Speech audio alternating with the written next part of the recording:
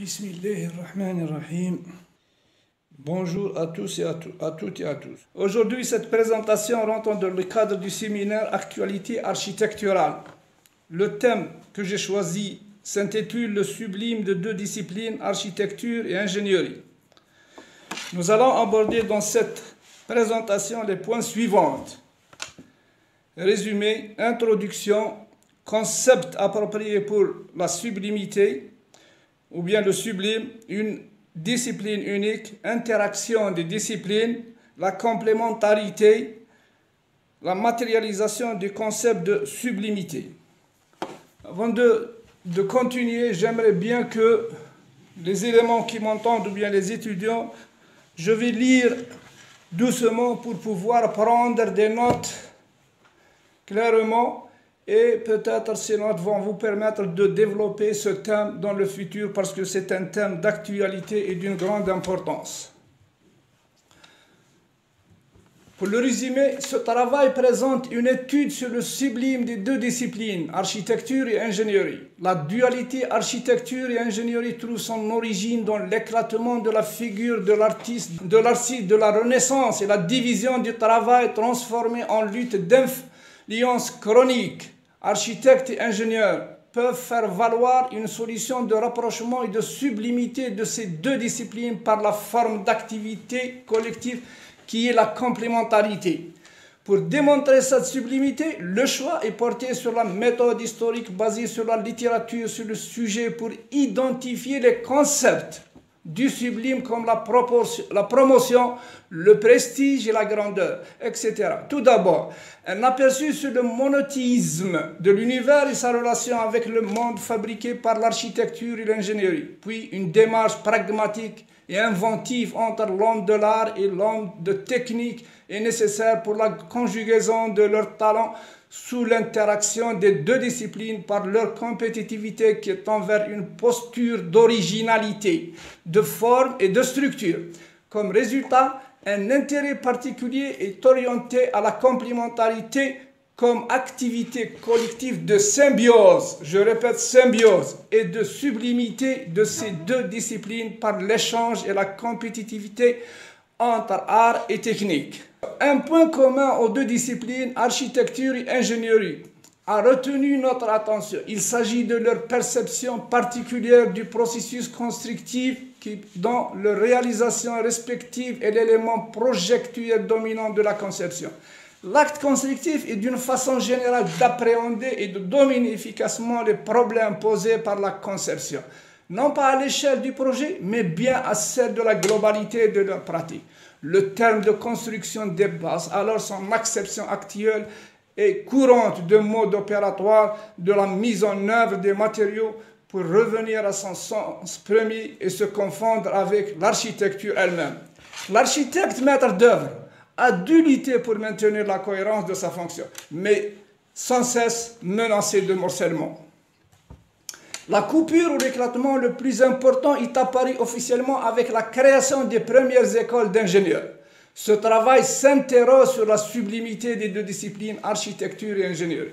Une méthode suivie s'appuie sur une analyse en mettant en exergue une revue littéraire des principaux concepts de cadrage de la sublimité. La sublimité des deux disciplines pour exister sur l'activité collective, la complémentarité dans le processus de l'acte constructif, dans une posture d'originalité. Cette originalité peut s'appréhender par les concepts de sublimité, promotion, prestige, grandeur et esthétique technique. On rajoute ici l'esthétique technique. Le corpus étudié suggère arriver à élucider le sublime des deux disciplines. Pour le concept approprié du sublime, le monothéisme dans la création de l'univers et la médiation dans ses dimensions telles que la promotion, le prestige, la grandeur ont donné une plateforme référentielle des dits concepts aux deux facettes, architectes et ingénieurs. Les bénéficiaires ici du monothéisme, c'est les architectes et les ingénieurs. Pour caractériser les deux disciplines, architecture et ingénierie en sublimité pour le bien de l'être humain dans ce monde. Ceci s'explique par une forte inspiration du corps humain et de la nature dans leur projet. Parce que le corps humain, qui est par une création du monothéisme, et les architectes et les ingénieurs qui s'inspirent du corps humain et de la nature qui a été créée par un autre, qui est le Dieu. Cette coexistence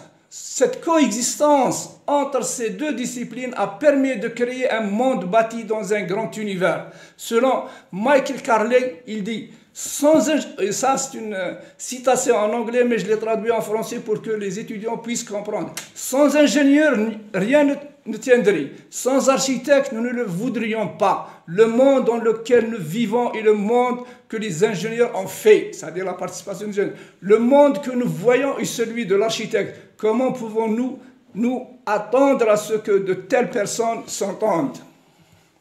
Selon Joseph Samuel Dubé, il parle de l'architecture sublime. Une architecture sublime, c'est celle qui impose la justesse des proportions, la simplicité du plan, le choix sans profusion des ornements, une mesure entre les dimensions trop petites ou trop grandes. C'est-à-dire, il y a un certain rapport de proportion, la sagesse de l'ordonnance, l'élégance de forme, la gravité tempérée et l'élévation du style. Selon Victor Hugo, la simplicité marque une belle âme et se vend d'un grand homme comme elle est toujours le caractère du beau et du sublime.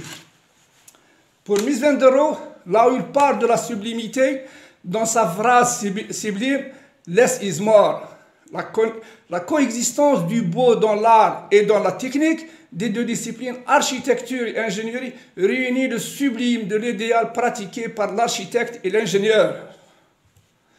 Depuis l'Antiquité, l'architecture et l'ingénierie qui ont façonné un monde de construction contenu dans une organisation urbanistique des villes pour le bien-être de l'être humain ont vu le sublime comme instrument de matérialisation de la modernité et l'originalité à travers des projets qualifiés de high-tech technologique durant les différents styles tels que le style moderne, le style international, etc.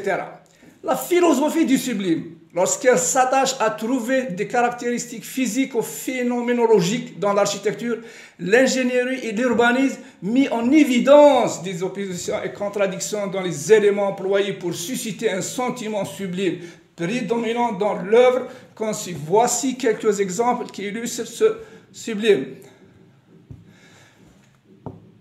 Vous pouvez les voir, c'est le showroom BMW, Porthouse Belgique et le Turning Torso Tower et la gare Saint-Exupéry, et ces fabuleux ensembles architecturaux qui se trouvent dans notre univers représentent une structure en tout point exceptionnelle. Comme exemple, la maison du port, le showroom BMW, la Touring Torso, gare Saint-Exupéry sont une véritable prouesse d'ingénierie. C'est-à-dire la part de l'ingénierie ici dans le façonnement de ces œuvres architecturaux, la concrétisation d'une idée séduisante qui a abouti à un concept de structure adapté aux besoins architecturaux définis. Dans sa recherche philosophique sur l'origine des idées du sublime et du beau, Edmund Berg organise la construction de l'ouvrage selon une succession de parties, chacune dédiée à un phénomène et pour lequel il donne la mise en œuvre la plus propice à susciter. Le sublime, on a parlé du sublime chez Mies van der Rohe, chez Michael Parley, chez d'autres éléments, chez Victor Hugo. Maintenant, on parle du sublime chez Edmund Berg. Le sublime chez l'utilisateur par obscurité, puissance, grandeur de dimension, la lumière aussi, la couleur, le son, le bruit. Chez Edmund Berg, l'exemple le plus frappant de croisonnement de phénomènes dont l'opposition est la plus à même d'être sublime est celui de la lumière et de l'obscurité. C'est toujours, on essaie pour donner une certaine sublimité, on essaie de créer des éléments de contraste pour créer cette sublimité, pour rendre une chose terrible, l'obscurité semble généralement nécessaire, d'après Edmund Berg. Une discipline unique. Avant, on avait une discipline unique. Après, il y avait plusieurs disciplines. Parce qu'avant, il y avait l'architecte qui a des connaissances sur tous les éléments. C'est à la Renaissance que ce système va connaître en même temps son âge d'or. À cette époque, en effet, émerge le concept d'artiste total ou complet. sorte de touche à touche géniale dont Léonard de Vinci, Michel-Ange ou Brunelleschi sont certainement des architectes qui commencent alors à se faire jour. Ils sont inventeurs, constructeurs, ils englobent plusieurs profils de connaissances dans leur activité mentale et cognitive. Constructeurs des systèmes abstraits, des machines de guerre, ils se mêlent de politique aussi, de chimie. L'homme est au centre du monde. C'est avec de tels personnages que la naissance de la sublimité des disciplines architecture et ingénierie trouve le jour dans le monde. Ici, quelques images qui représentent les travaux de Léonard de Vinci, Michel-Ange et Filippo Brunelleschi. Je ne vais pas les citer, mais c'est écrit, c'est l'opéra, la basilique, l'école, l'Institut de France, ainsi de suite. L'interaction des disciplines. Il y a la discipline unique, après l'interaction. L'interaction, tu as la construction est définie comme le champ ouvert des possibilités, le croisement, liant des disciplines, architecture et ingénierie structurelle, ce qui ne peut être que bénéfique au projet comme l'illustre à merveille les réalisations de l'architecte vénois Renzo Piano, associé à l'ingénieur anglais Peter Rice. Leurs parts de travail respectives sont en ce point imbriquées, qu'il est très difficile de dire qui est responsable de quoi. Ils travaillent ensemble. On ne peut pas dire qui a fait ça et qui a fait l'autre. C'est-à-dire tout un ensemble travaille ensemble. C'est l'architecture technique portée à son plus haut niveau, le sublime. Dire architecture technique, et ça, dans le Renzo Piano et Peter Rice, on va voir sur le Beaubourg. Dire architecture technique pour ne pas employer le terme high-tech qui est impropre. Selon Oxford English Dictionary 1988, le high-tech, c'est ce qui fait référence à un style d'architecture et d'aménagement intérieur qui imite le fonctionnalisme de la technologie. L'esthétique, on parle de l'esthétique technique aussi pour le sublime, appliquée par le groupe Norman Foster, Zaha Hadid, Peter Rice, Calatrava, ainsi de suite. Il y a tout un groupe d'architectes et d'ingénieurs qui ont travaillé sur le sublime. Place ces deux disciplines en sublimité, ceci met en relief dans leur projet d'actualité selon les différents aspects de sublimité. La promotion, le prestige, la grandeur et l'esthétique technique. Les bonnes solutions apparaissent. Maintenant, on essaie de voir comment les bonnes solutions apparaissent. Si les bonnes solutions apparaissent et existent, donc on est dans un camp de sublimité qu'on peut considérer sublime et sublimité pour les œuvres architecturales. Les bonnes solutions apparaissent si les deux, et j'insiste, si les deux professions connaissent leur métier, partagent les mêmes buts et se respectent le plus important. Si l'engagement de l'ingénieur commence tôt, au début, dans les phases pragmatiques et conceptuelles de l'architecte, celui-ci n'obtiendra pas le bon résultat en demandant une structure à un ingénieur dans des conditions déjà fixes et limitées. Selon Georg Schleich, il définit cette relation entre architecte et ingénieur. L'architecte doit être ouvert à la contribution de l'ingénieur. L'ingénieur, il doit contribuer.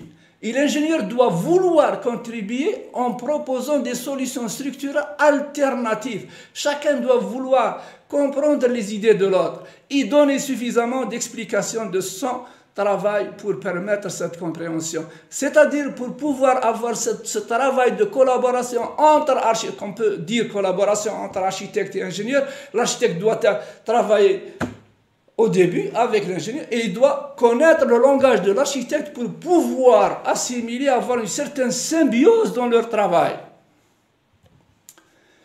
Ça, c'est des œuvres qui sont le produit des interactions des disciplines. Les œuvres, dans le début, c'est la discipline unique. Il y avait un seul acteur qui fait tout, comme Léonard de Vinci, ainsi de suite. Et pour ces œuvres-là, il y a plusieurs acteurs. Il y a l'architecte, il y a d'autres ingénieurs qui participent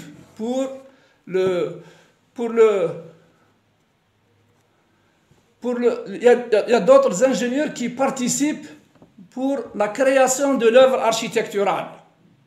Et on voit à travers ces images-là, cette sublimité, ces rêves, ces imaginations de la high-tech, tout un nombre d'éléments sur la création architecturale. Un parmi des éléments les plus importants de réussir dans cette sublimité, c'est la complémentarité. Et maintenant, on va aborder du point de vue juridique, c'est-à-dire la réglementation qui a donné à qui gère l'œuvre architecturale. La loi MOP 1977 renforce une posture apparente d'une originalité à travers ce modèle de coexistence de deux disciplines qui se complètent pour mettre en relief leur sublimité. Le projet reste avant tout une œuvre. Il faut qu'il soit placé sous la responsabilité et le contrôle d'un praticien apte à interpréter les souhaits, des besoins du commanditaire pour les matérialiser dans une construction. Selon Pierre Luigi Nervi, une réalisation techniquement parfaite peut être inexpressive esthétiquement, mais elle n'existe pas dans le passé ou le présent. La réalisation d'architecture qui soit acceptée et reconnue comme excellente d'un point de vue esthétique sans être aussi excellente d'un point de vue technique. Il y a l'esthétique et le technique. Le technique, c'est l'ingénierie. L'esthétique, c'est l'architecture. Une bonne ingénierie semble être nécessaire, non suffisante pour une bonne architecture. L'ingénieur seul ne peut donc pas prendre en charge les multiplicités des projets, ce qui est le rôle de l'architecte, le maître d'œuvre. L'architecte reste toujours le maître d'œuvre. Ce qui réapparaît aujourd'hui, c'est que pour un bon déroulement du projet, conception, réalisation, l'ingénieur doit travailler en complémentarité avec l'architecte. Et selon l'un des plus fameux représentants de l'ingénieur moderne, Ove Arup, il dit: là où la structure est une considération majeure, l'ingénieur doit être le partenaire dans l'évolution du design. Le partenaire, un autre mot clé pour l'ingénieur. Pour le premier, c'était de contribuer. Maintenant, c'est être le partenaire parce que la structure est d'une importance globale dans le projet. Pour qu'une bonne intégration de la structure à l'architecture puisse être accomplie, c'est bien sûr son travail d'assister l'architecte dans la réalisation de sa conception. Il doit accepter son rôle comme un assistant. Monsieur? Maintenant, laissez-moi terminer s'il vous plaît. Maintenant. Monsieur, s'il vous plaît, كاين اللي خصهم يدخلوا ما جاتهمش l'autorisation, ما عادوش يدخلوا la réunion. Maintenant, la matérialisation du concept de sublimité. Les créations architecturales de Santiago Calatrava, Zaha Hadid, Renzo Piano, Peter Rice, Pierre Luigi Nervi, etc. témoignent cette sublimité. Ils savent concilier architecture et art avec comme point commun une dynamique, une perpétuelle recherche du mouvement. C'est-à-dire qu'ils ont des connaissances dans tous les domaines, l'architecture et l'ingénierie. Certaines réalisations ressemblent plus à des statues géantes qu'à des bâtiments. C'est le sublime mis en évidence par des concepteurs. On découvre une forte inspiration du corps humain et de la nature dans leur projet. C'est l'analogie. Et l'analogie ici, c'est le mashhour fiha le plus reconnu dans l'utilisation de l'analogie, c'est l'architecte Calatrava. On peut dire c'est architecte-ingénieur Calatrava qui a façonné le monde avec cette analogie, avec l'étude du mouvement de l'être humain, de la nature, l'inspiration, etc. Cette sublimité des deux filières dérive des racines des éléments fondamentaux de la nature et de l'être humain qui représentent une sublimité dans ce monde. C'est la création du monde bâti. On ne parle pas d'univers, on parle de la création du monde bâti qui est façonné par l'être humain. L'univers est créé mais n'est pas créé par l'être humain. Mais le monde bâti est créé dans cet univers par l'architecture et l'ingénierie, qui conquit les qualités de l'univers, cité en haut par ses protagonistes au profit de l'être humain. Selon Mies van der Rohe, là où il donne une certaine citation sur le sublime de l'architecture et la technologie, et c'est une citation que je vais lire, mais elle est traduite parce que pour comprendre, elle est en anglais, mais je l'ai traduit en français. L'architecture dépend de son temps. C'est la cristallisation de sa structure interne et le long déroulement de sa forme. Le c'est-à-dire lentement. C'est la raison pour laquelle la technologie et l'architecture sont si étroitement liées. Notre espoir est qu'ils grandissent ensemble, qu'un jour sera l'expression de l'autre. Seulement alors que nous aurons une architecture digne de son nom, architecture comme un véritable symbole de notre époque.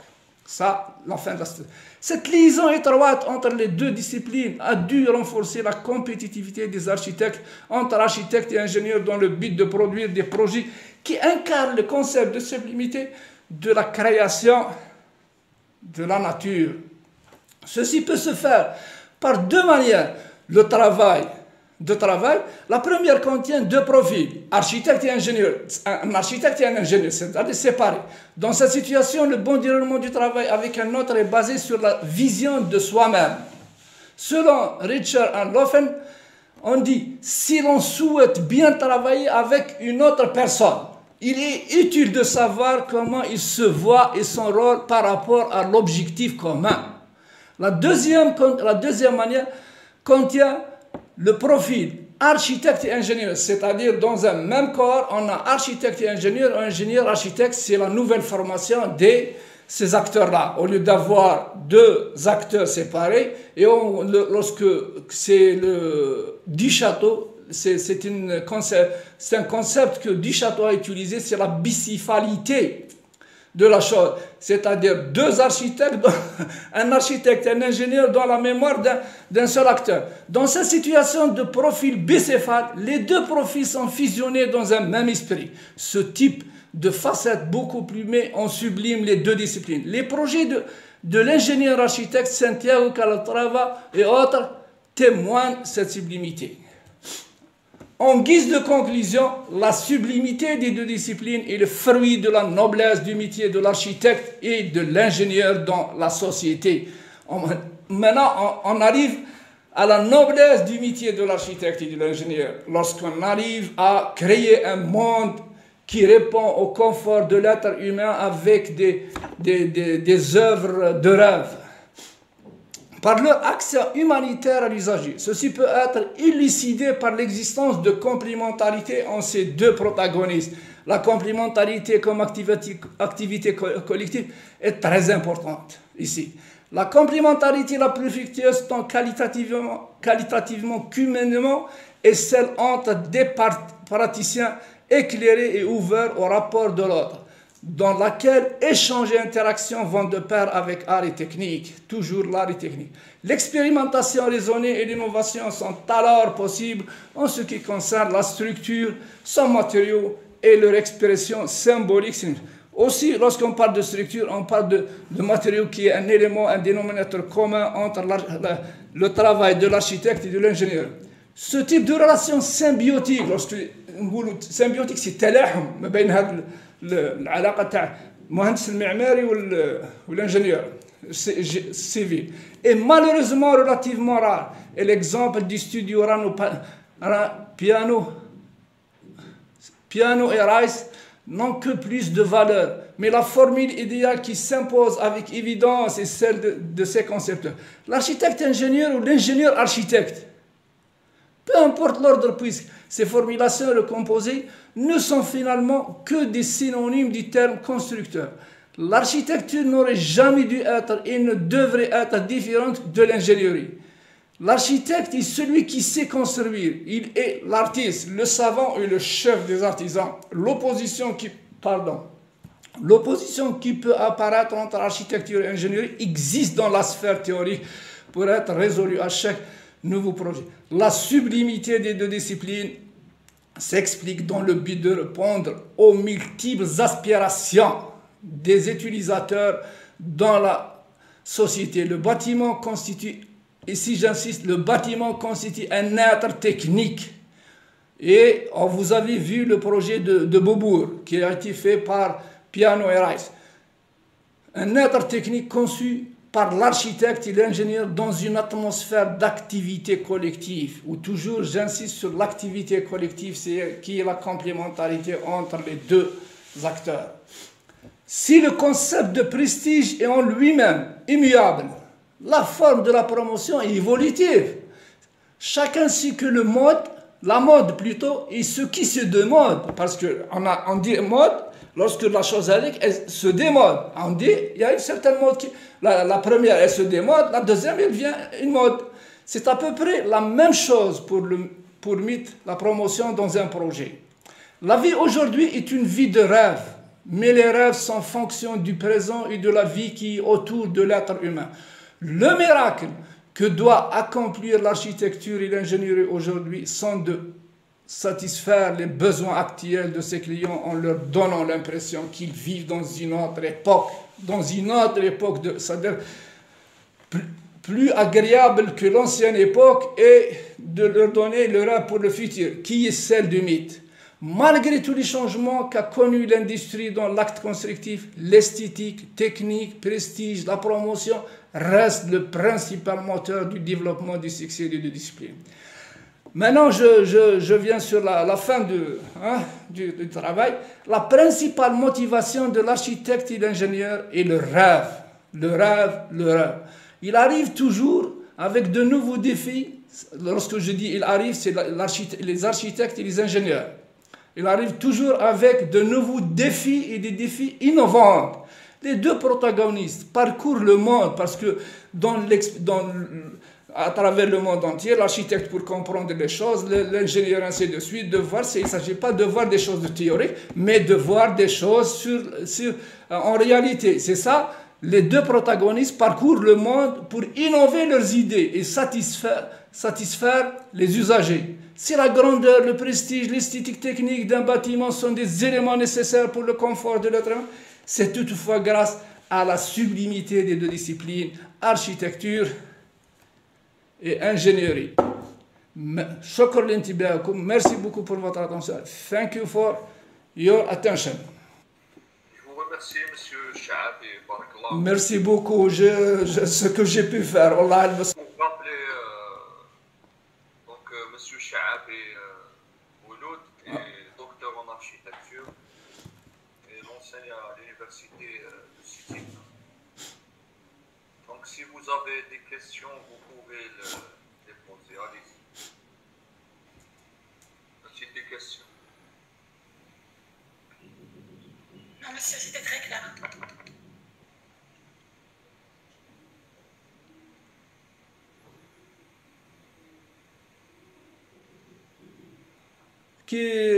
Sur des vidéos que j'ai utilisées avec mes étudiants en 4e année, en visitant le parc mall de Sétif durant son état de réalisation, parce que c'est une œuvre qui a été faite par un bureau d'études français, et aussi